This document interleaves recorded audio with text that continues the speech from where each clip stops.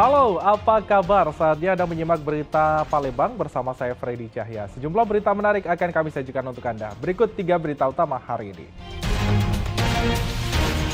Seorang siswa sekolah dasar di Kabupaten Ogan Komering Ulu dianiaya oleh teman satu kelasnya. Penganiayaan ini diduga terjadi saat jam istirahat sekolah.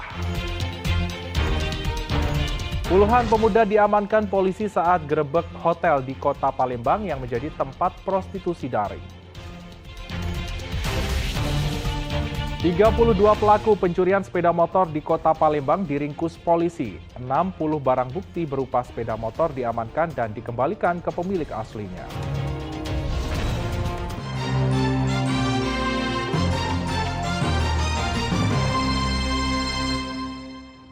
Kita ke informasi utama. Seorang siswa sekolah dasar di wilayah Peninjauan, Ogan Komering Ulu dianiaya oleh teman satu kelasnya. Penganiayaan ini diduga terjadi saat jam istirahat sekolah. Ironisnya, kejadian yang seharusnya tidak dilakukan oleh siswa sekolah dasar justru direkam siswa lain hingga videonya viral di media sosial. Dunia pendidikan saat ini telah tercoreng dengan kasus perundungan atau bully yang terjadi di sekolah. Belum lama ini, seorang siswa sekolah dasar di Desa Saungnaga, Peninjauan, Kabupaten Ogan Komering Ulu, dibully oleh teman satu kelasnya. Korban berjenis kelamin perempuan hanya bisa tertunduk jongkok di lantai kelas saat teman-temannya menganiaya korban. Korban diinjak di bagian punggung dan ironisnya, pembulian ini direkam oleh salah satu siswa. Tidak ada satupun yang melerai penganiayaan ini. Perundungan terjadi saat jam istirahat sekolah berlangsung. Sementara yang kami dapatkan dari kepala sekolah dan wali kelas, saat kejadian itu adalah jam istirahat saat kejadian. Jadi memang anak-anak bermain di dalam kelas. Informasi dari kepala sekolah, kejadian anak-anak bermain seperti itu kan biasa, sering teriak-teriak, berlari-lari, sehingga mereka tidak mencurigai bahwa pada saat terjadi itu adalah pembulian. Gitu. Ini satu kelas, Pak? Indikasi satu kelas. Dinas Pendidikan Kabupaten Ogan Komering Ulu berjanji akan menyelesaikan kasus ini dan memberi sanksi tegas kepada pihak yang bersalah sesuai dengan aturan yang berlaku. Sejauh ini belum diketahui motif yang menjadi pemicu perundungan ini. Dedi Ruansyah melaporkan dari Kabupaten Ogan Komering Ulu.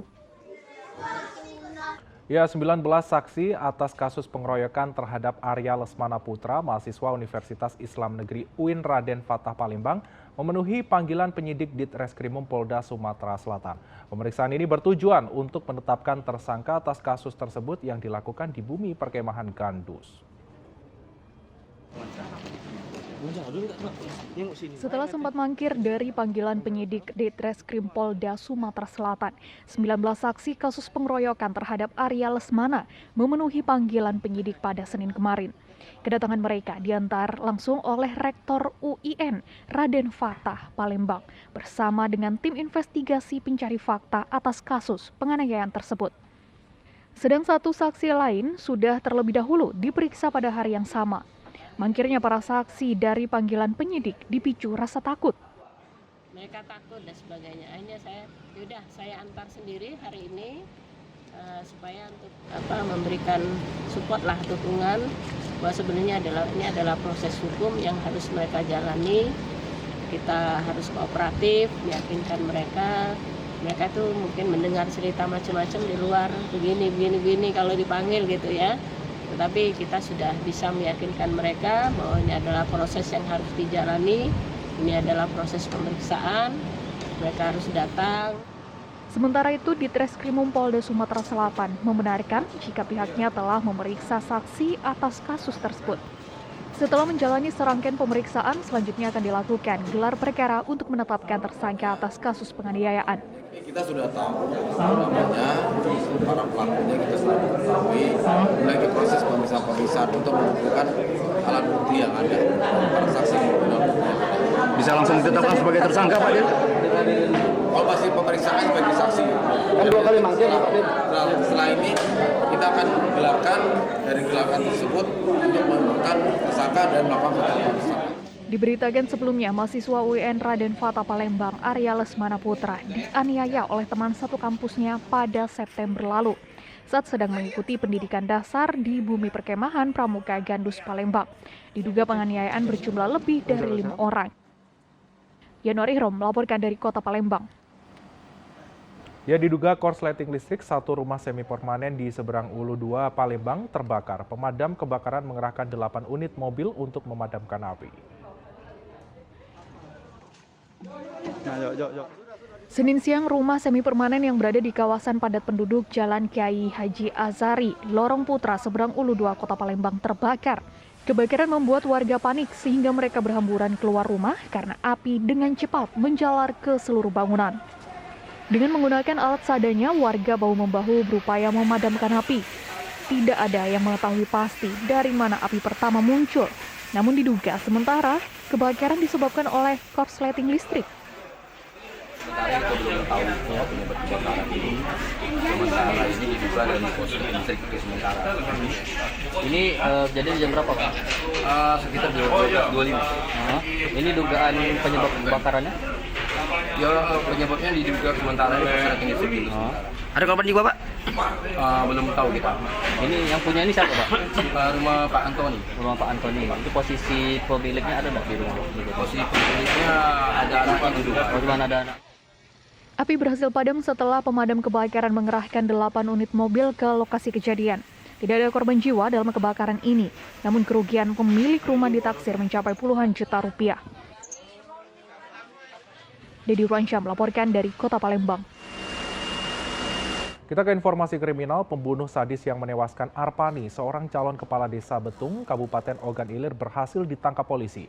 Pelaku ditangkap saat akan kembali melakukan pembunuhan terhadap orang tua Arpani.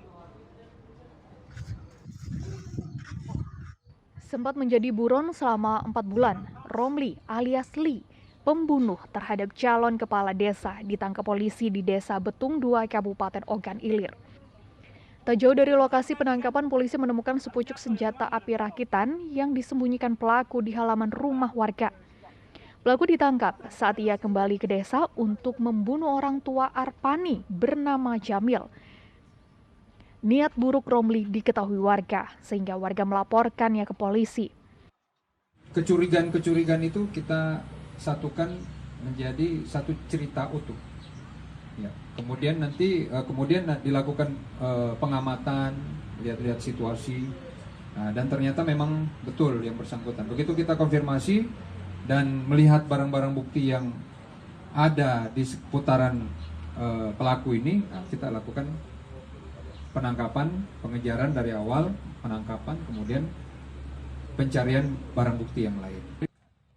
Berdasarkan hasil pemeriksaan, pembunuhan ini dilatar belakangi sakit hati. Pelaku mengaku menghabisi nyawa Arpani karena sering diejek dan diolok-olok oleh korban dan orang tua korban. Memang ngadu niat nak nganiaya lagi? Iya, Pak. Ke siapa? Pak Jamil. Oh, bapaknya. Memang sudah niat nak bunuh lagi? Kenapa? Yang kamu terancam tuh apa? Dikejar-kejar terus terus. Dikejar pakai apa? Dibunuh juga. Pas kemarin tuh kan dia tuh tempat tuh dekat. Aku tak tahu bahasa istirahatnya tuh apa, cuma rasanya agak bingung loh. Dihantui ya? Berapa lama merencanakan pembunuhan itu? 3 minggu lah. Mengetahui pelaku telah ditangkap, keluarga pun berharap pelaku dapat dihukum seberat-beratnya sesuai dengan hukum yang berlaku. Seberapa-berapanya? Kalau bila hukum mati, jangan lagi dihukum 6-7 tahun itu. Sempat curiga Pak awalnya dan pelaku ini? Ya sempat curiga Pak, tapi kita kan kakak barang bukti. Susah, kalau memang udah ada A1, kita selesaikan. Tidak melalui petugas lagi kita. Soalnya pelakunya itu memang udah luar biasa itu Pak. Selain penangkapan pelaku, polisi turut menyita sejumlah barang bukti senjata api rakitan lengkap dengan amunisi, sebilah parang, dan rompi kawat. Atas perbuatannya, pelaku dijerat dengan pasal tentang pembunuhan berencana yang ancaman hukumannya adalah hukuman mati atau seumur hidup, atau kurungan penjara selama 20 tahun. Dedi Ruansyah melaporkan dari Kabupaten Ogan Ilir.